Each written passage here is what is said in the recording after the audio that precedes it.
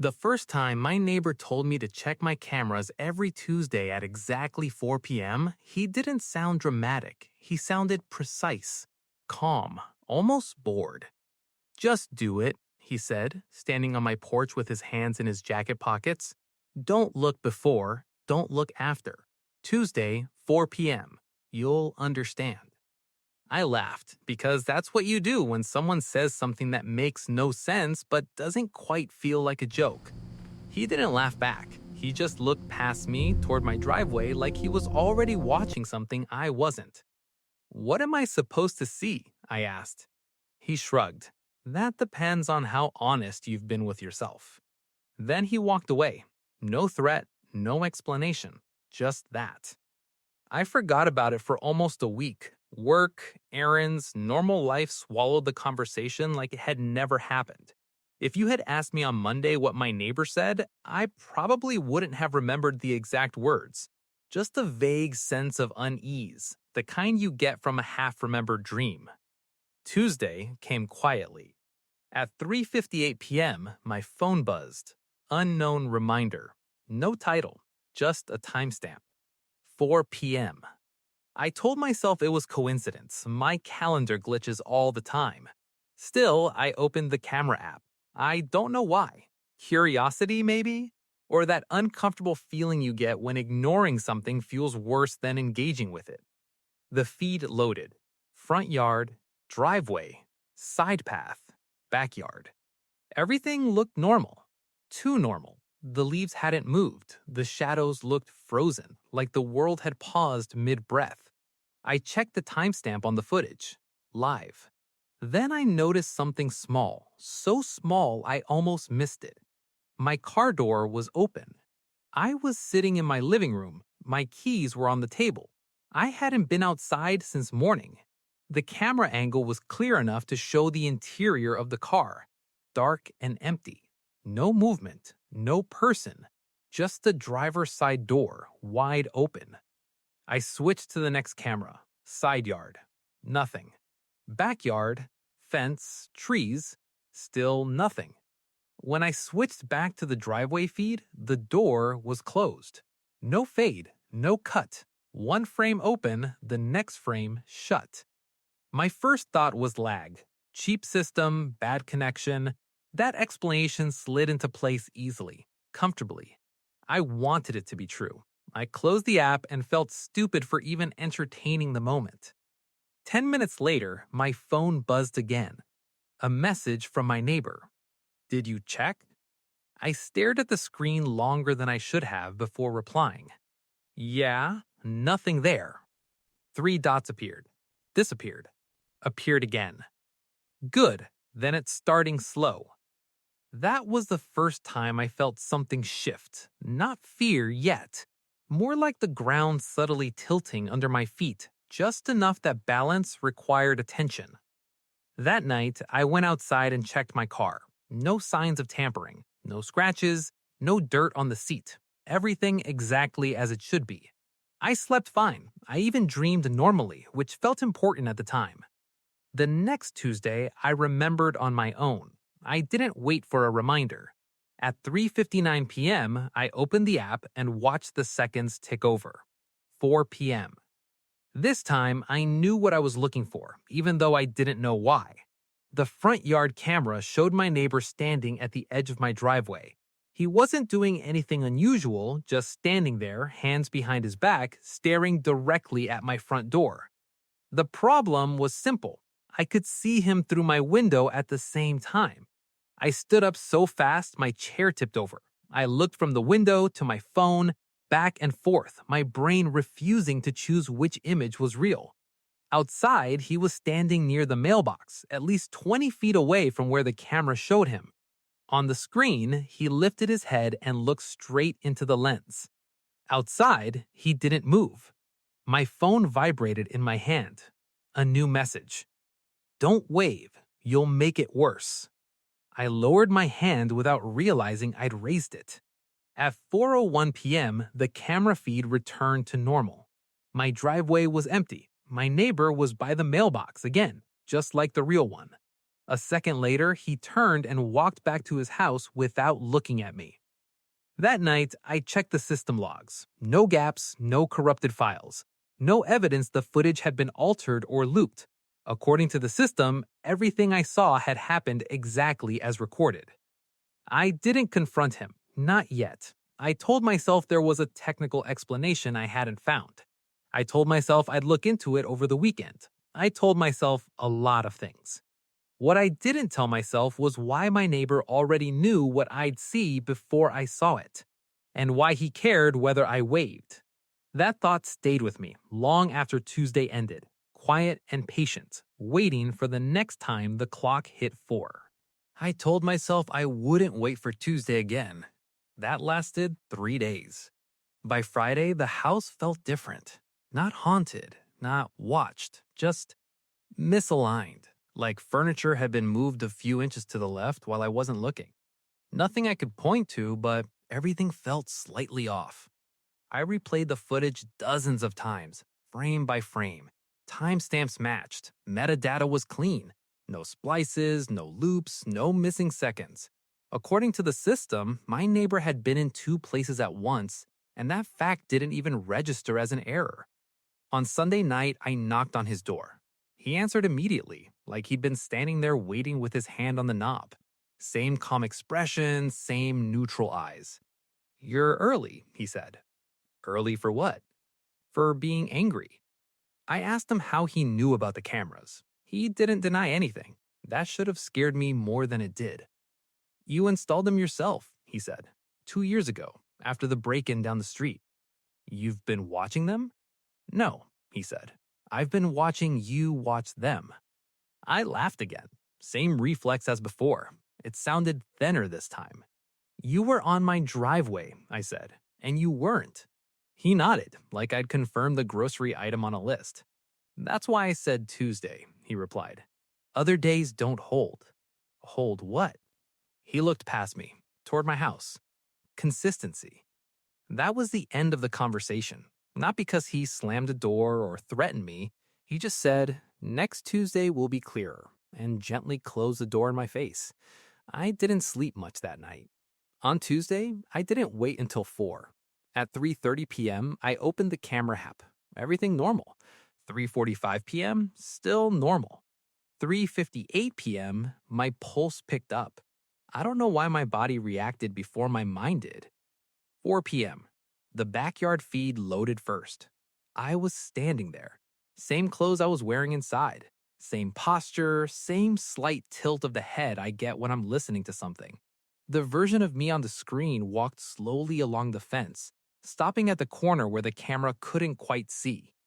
I dropped the phone. It hit the floor face up. The image didn't disappear. I could still see my double moving, bending down, reaching towards something near the base of the fence. I ran to the back door and threw it open. The yard was empty. No footsteps, no movement, just grass, fence, trees. The place where the camera version of me had bent down looked undisturbed. No marks, no broken branches. My phone buzzed. A notification from the camera system. Motion detected. Backyard. I didn't need to look. I already knew what it would show. When I forced myself to pick the phone up, the feed had changed. Now the camera showed the back door. From the outside. Someone was standing inches from the glass, staring in. It was me. But his eyes were wrong. Not glowing, not distorted, just focused. Like he knew something I didn't and was waiting for me to catch up. The feed cut out at 4:01 p.m. I stood frozen in the doorway, phone in my hand, heart pounding so hard it made my ears ring. Then my neighbor's voice came from behind me, calm as ever. "You moved too soon," he said. I spun around. He was standing in my kitchen. I screamed. I know I did, because my throat hurt afterward.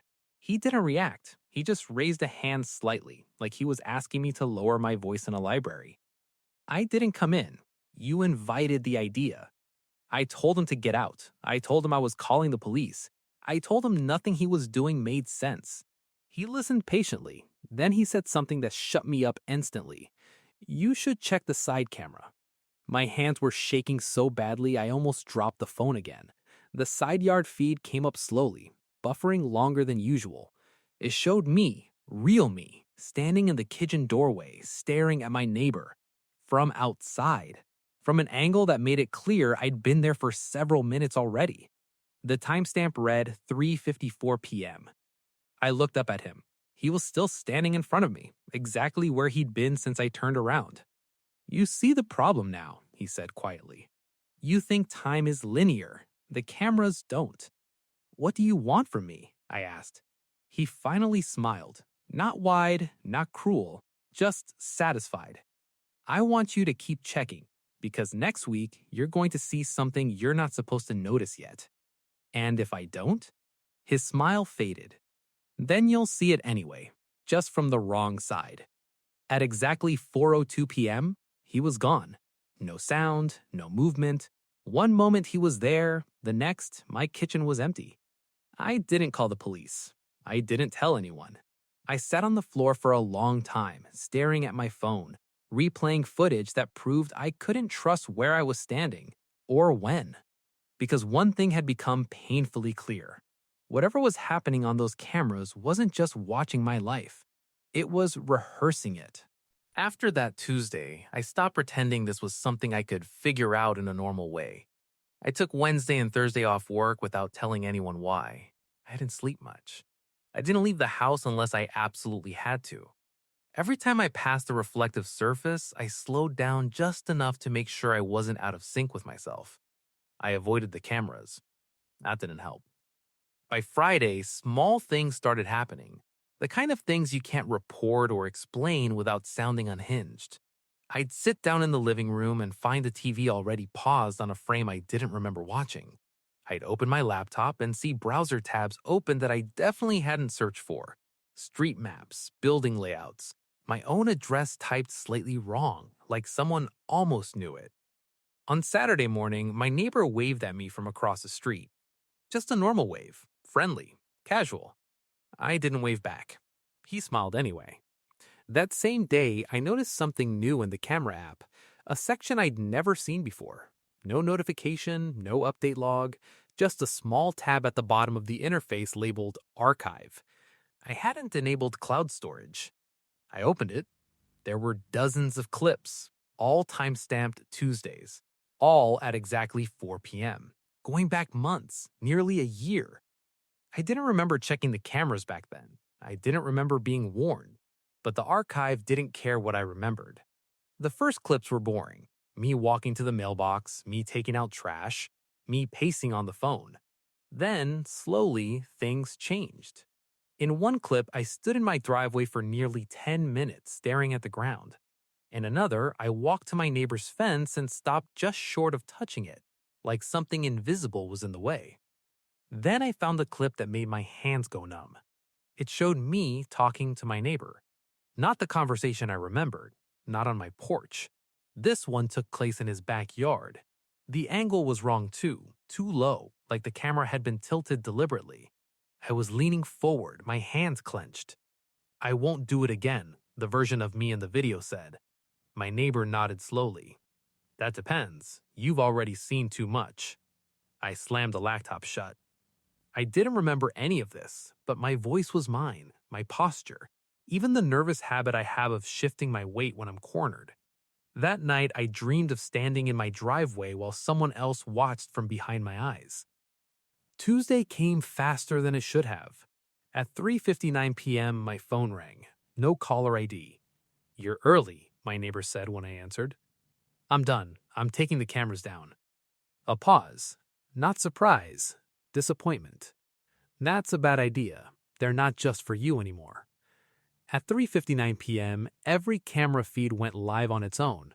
I didn't touch the phone. At 4 p.m., the archive tab opened automatically. A new clip appeared at the top of the list, dated today. It started in my living room. I was sitting on the couch, phone in my hand, exactly where I was now. The version of me on the screen looked up suddenly, like he'd heard something. Then he stood and walked toward the front door. In real life, I didn't move. On the screen, he opened the door. Outside stood a police officer. I felt my stomach drop. The camera version of me stepped onto the porch. The officer spoke, but there was no audio, just gestures, a clipboard, a calm, professional posture. The version of me on the clip nodded slowly, looked confused, looked cooperative. In my living room, someone knocked on the door. Not hard, not urgent, just firm enough to be official. I didn't answer. On the screen, the other me did. The officer handed him something, a paper, a notice. The camera zoomed slightly, focusing on the heading, Complaint. The knock came again. Sir, we just need a moment. My phone vibrated. A message from my neighbor. Now you see why Tuesdays matter. On the camera, the officer stepped inside my house. In real life, the doorknob began to turn. I backed away slowly, heart hammering, eyes locked on the screen. The footage didn't end, it kept going, and the version of me on the screen didn't look surprised at all. He looked prepared.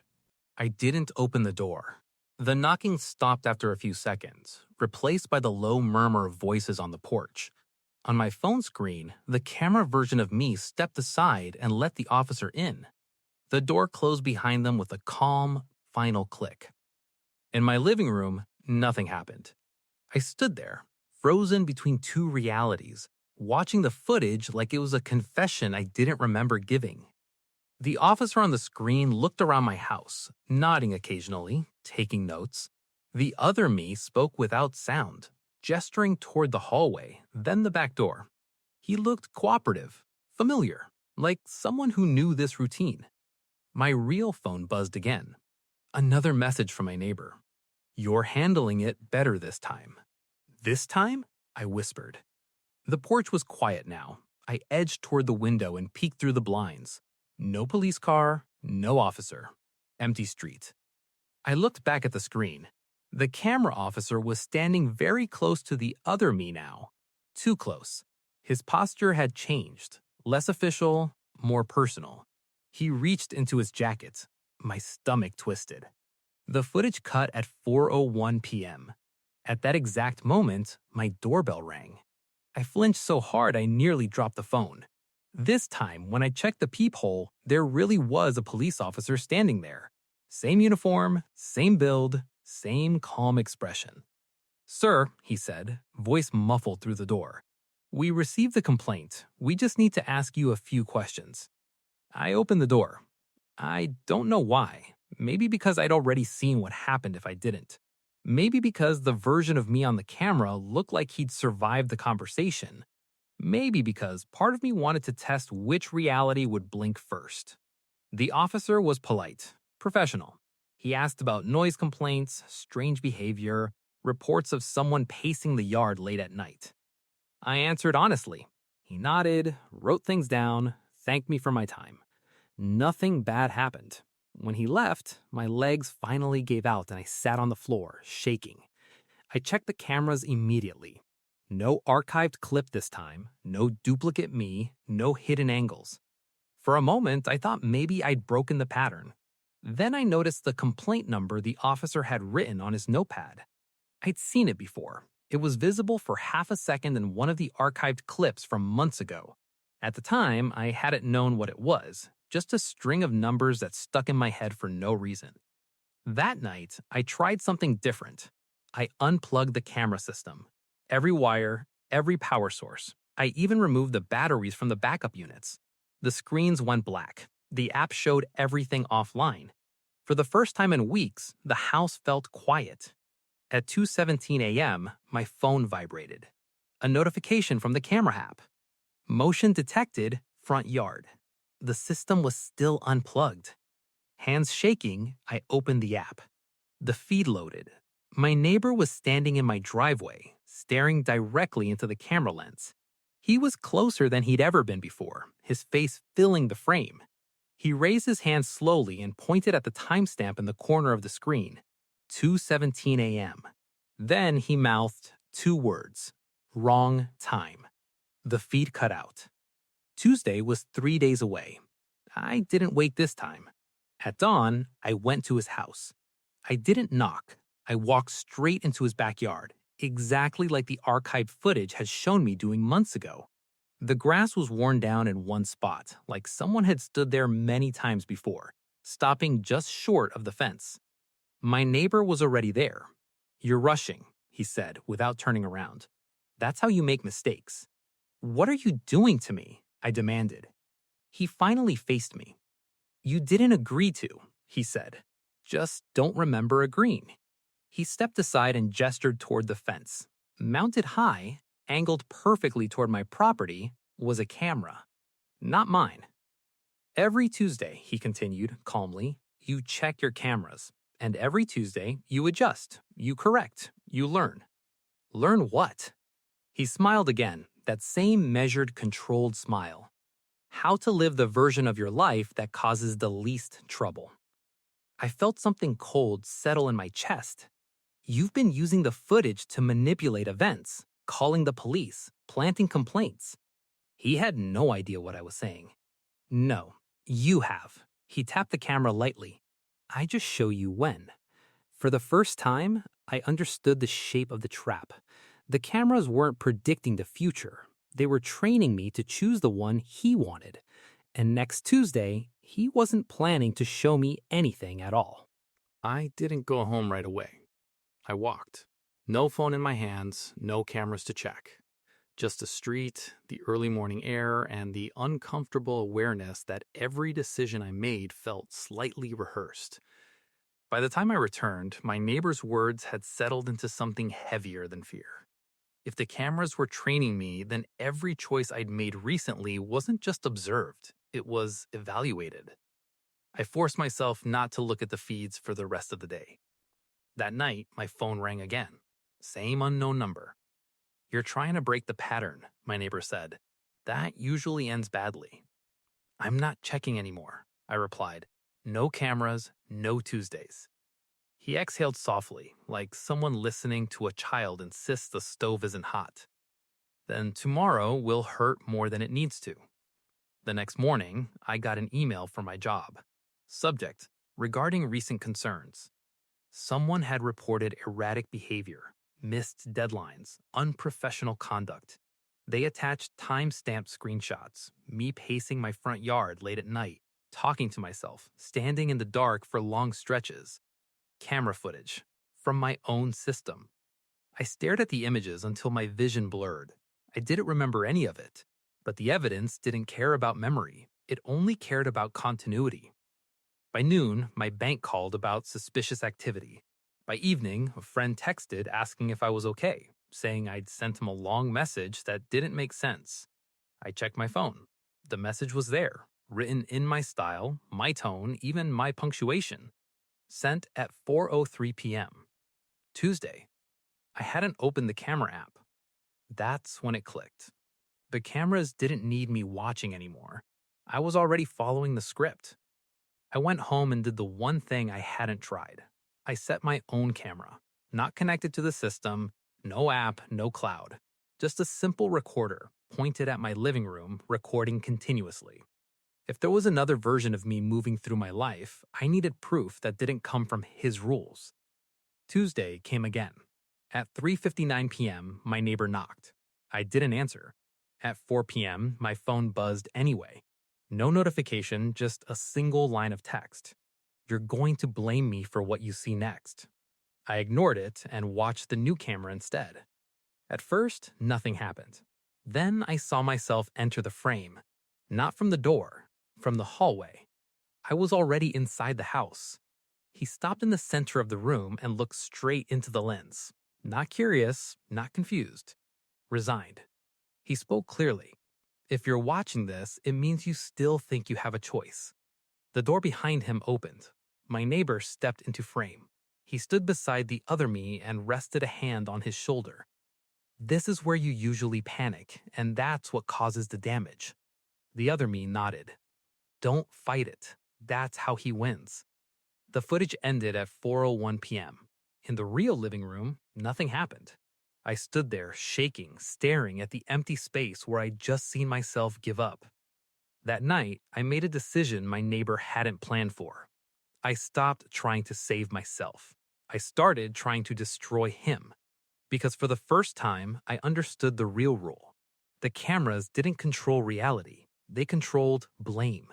And if I could move that blame onto him even once, his entire system would collapse. I didn't sleep. I sat at the kitchen table until morning, replaying everything. Not the footage, not the archive, but the logic behind it. My neighbor didn't force outcomes, he nudged them. He let institutions do the damage for him: police, employers, friends. Systems that didn't care who was telling the truth as long as the timeline looked clean. He needed me to react, so I stopped. When Tuesday came again, I acted like nothing was wrong. At 3:50 p.m., I turned on the TV. At 3:55, I made coffee. I left my phone face down on the table. No anticipation, no ritual. If the cameras were training behavior, then calm was the only variable left to test. At 4 p.m., someone knocked. I didn't move. The knock came again, sharper this time. Still nothing. I stayed seated, hands wrapped around the mug, heart pounding, but body still.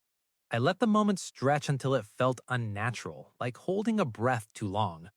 At 4:04 p.m., the knocking stopped. I flipped my phone over. No messages, no notifications.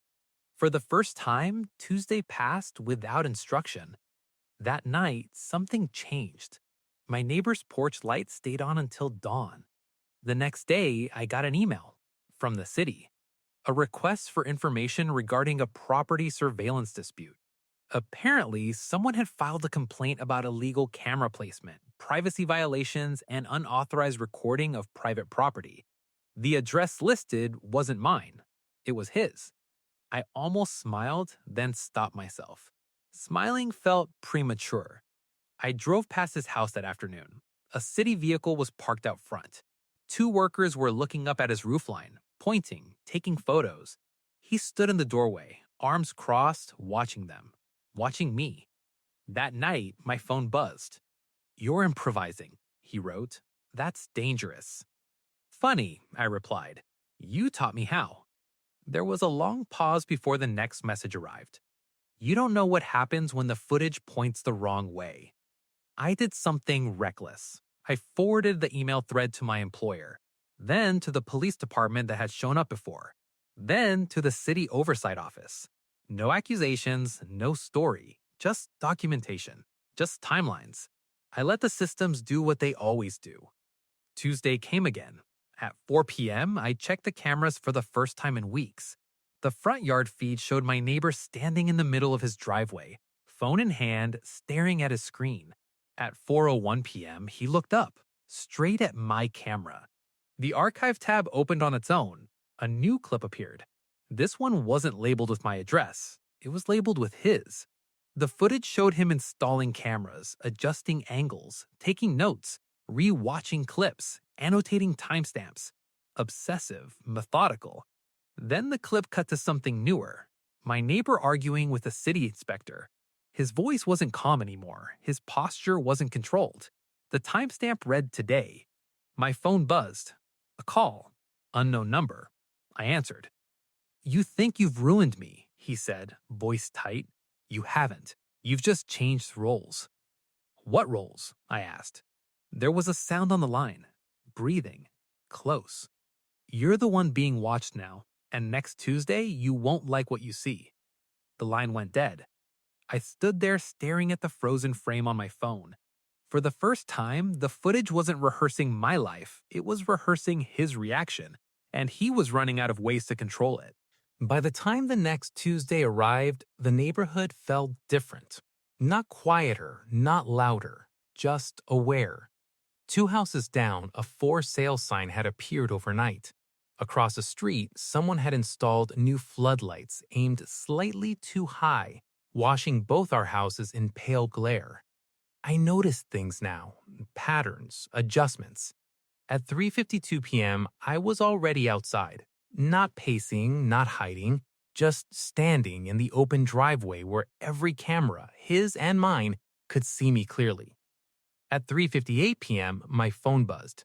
No message, just the camera app opening by itself. At 4 p.m., every feed went live at once. Split screen. My front yard, his driveway. My backyard, his porch. On his porch stood my neighbor. On my porch stood me. Same clothes, same posture, same stillness. I didn't move. The other me didn't move either. Then my neighbor stepped forward on his porch and looked directly into one of his cameras. "Watch closely," he said. The audio was working now. On my screen, the version of me on the porch turned his head slightly toward the door, as if listening. In real life, I felt nothing behind me. No presence, no footsteps. The split screen shifted automatically. Now it showed inside his house. Living room, desk, multiple monitors, hard drives stacked neatly, notes taped to the wall, diagrams connecting dates, times, behaviors. A system. On one of the monitors was a live feed of my driveway, but the timestamp was wrong. It read, "Next Tuesday." I stepped closer to my phone. On that future timestamp feed, I wasn't standing calmly. I was being handcuffed. Police lights reflected off my windows. My face looked blank, not shocked, not angry, empty. The version of me on the porch in the current feed suddenly spoke. "This is where you break," he said softly. My neighbor smiled faintly. It always is. Something in me snapped, not emotionally, but logically. The system only worked if I reacted to what I saw, if I believed the next frame was inevitable. So I did the only thing left that didn't follow pattern. I dropped the phone. Not dramatically, just let it hit the concrete. The screen cracked, distorting the split feeds into fractured lines. In that split second before the display went black, I saw something glitch. The feed labeled "Next Tuesday" flickered. The handcuffs disappeared. The police lights vanished. Instead, it showed my neighbor's house surrounded by city vehicles, inspectors, officers, equipment being removed. The timestamp corrected itself to today. I picked up the phone carefully. The screen was damaged, but still responsive. The archive tab opened again. A new clip, dated this morning. It showed my neighbor inside his office arguing with someone off camera. "You can't take that," he snapped. "That's private property." A voice responded, firm and official. "It's evidence." The clip ended abruptly. I looked up. Across the street, a black SUV was pulling up to his curb. Two uniformed officers stepped out. My neighbor saw them at the same time I did. For the first time since this started, he looked surprised. Not calm, not prepared, just caught off guard. My phone buzzed one last time. A message from him. "You weren't supposed to see that version." I typed back slowly. "Neither were you." He looked at me across the street as the officers approached him. No smile this time, no control, just calculation. And then something colder. Because even as they began speaking to him, even as one officer gestured toward the roofline where his cameras were mounted, my phone vibrated again. One final notification. Motion detected inside. Inside my house. And I was still standing outside. The notification didn't disappear. Motion detected inside. I was still standing in my driveway, watching two officers approach my neighbor. He hadn't noticed the vibration in my hand. His focus was locked on the uniform stepping onto his lawn. Slowly, I turned toward my house. The front door was closed. The windows reflected the flashing lights from the SUV across the street. Everything looked exactly as it should. I opened the camera app. The cracked screen made the image jagged, fractured by thin white lines. The interior feed loaded anyway. Living room. Empty. Kitchen. Empty. Hallway. Empty. Then the bedroom camera came online. Someone was standing in the doorway. Not moving. Not rushing. Just standing there like they'd been waiting for the frame to catch up. It was me. Same clothes. Same face. But this version wasn't calm. He looked exhausted, pale, like someone who'd been through the ending already. He stepped into the room and sat on the edge of the bed. Then he looked directly into the camera. "You finally stopped reacting," he said quietly. "That's why it shifted." Outside, I heard raised voices. One of the officers was speaking firmly now. My neighbor's tone was tight, defensive. I could see one of them gesturing toward his roof, toward the mounted cameras. Inside the feed, the other me continued. He needed you predictable. That's how he filtered outcomes. He tested you every Tuesday, adjusted variables, pressured systems, made you choose the version that made you look unstable. He leaned forward. But the cameras were never controlling time. He paused. They were recording rehearsals. The screen flickered. For a split second, I saw dozens of versions of myself layered over each other, some panicking, some yelling at the police, some confronting my neighbor too early, some smashing equipment, some being escorted into a car. All discarded, all failed outcomes. The version on the bed stood up. You chose the one where you stayed still, he said. That's the only one where he loses. The bedroom door behind him opened slowly. My neighbor stepped into frame, but he didn't look like the man outside arguing with officers. This version looked older, tired, less precise. You think this ends with paperwork? He asked calmly. The other me didn't turn around. It ends when you lose credibility, he replied. And today, you did. The screen glitched violently. For a moment, the screen went black. When it returned, the bedroom was empty. I was still standing in my driveway. Across the street, one officer was now walking toward the SUV. The other remained with my neighbor, who was visibly agitated, gesturing sharply. Then I saw it. 2 city workers climbing onto his roof, removing equipment, one by one. My phone buzzed again. A final archive clip appeared. Timestamp 4 p.m. today. It showed my neighbor alone in his office earlier that morning, staring at multiple screens. One screen showed dozens of potential timelines, variations of my reactions, my confrontations, my collapses. He rewound one labeled compliance. He deleted another labeled panic. Then he opened one labeled still. The clip ended before it played. Outside, one of the officers placed a hand lightly on my neighbor's arm. Not violently, not dramatically, just firm enough to signal a shift in authority. My neighbor looked up, not at the officer, at me. For a long moment, neither of us moved. Then my phone vibrated one last time. A message from his number. Every system needs someone willing to follow it. I looked back at him. Then I typed, "Not anymore." The message delivered. Across the street, one of the officers turned him gently toward the SUV. No sirens, no shouting, just quiet procedure. My phone screen dimmed. The camera app closed on its own. No archive, no split screens, no future timestamps. Just my reflection in the cracked glass. For the first time in weeks, it didn't look slightly delayed. It looked exact. Across the street, his front door remained open, monitors inside still glowing, recording nothing. I stood there a little longer than necessary, waiting for another notification, another warning, another Tuesday rule. Nothing came. The street felt ordinary again, almost too ordinary. I slipped my phone into my pocket and walked back toward my house. As I reached the door, I hesitated for half a second, not because I expected to see another version of myself inside, but because part of me wondered how many rehearsals it had taken to arrive at this one. The door clicked shut behind me, and for the first time, Tuesday ended without instruction.